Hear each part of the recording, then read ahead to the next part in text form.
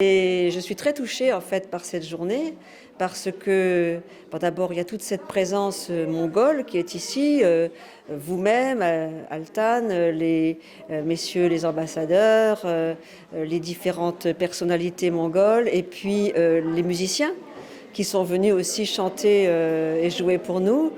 Et ça me touche énormément parce que je trouve que ça donne comment dire, une vitalité à cette grande aventure qui a commencé au XIIIe siècle.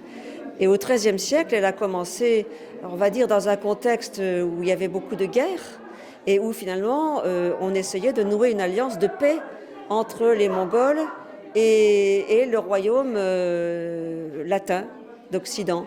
Et c'est ce que Guillaume est venu faire. Il est venu nouer une alliance de paix pour que cette fraternité contribue à établir la paix également au Proche-Orient, qui était à l'époque un terrain de guerre, comme maintenant.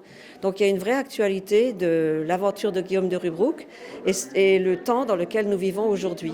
Et aujourd'hui, c'est la fête, c'est la joie, c'est la fraternité, c'est aussi la générosité de part et d'autre, des Mongols vis-à-vis des Français vis-à-vis des Mongols.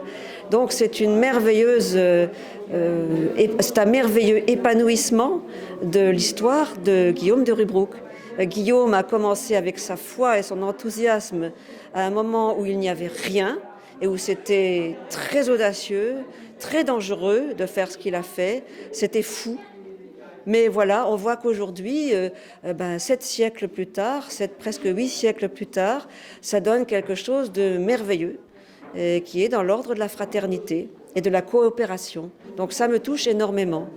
Évidemment, ça me touche beaucoup aussi de voir le géant de Guillaume, qui se promène comme ça d'une façon très, très dansante. C'est un peu surréaliste, il faut le dire.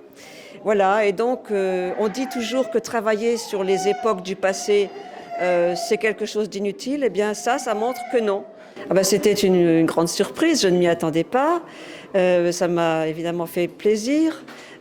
J'y associe également mon mari qui n'est plus de ce monde aujourd'hui.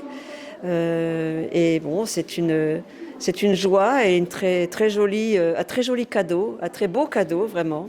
Donc c'est même ma première médaille en fait.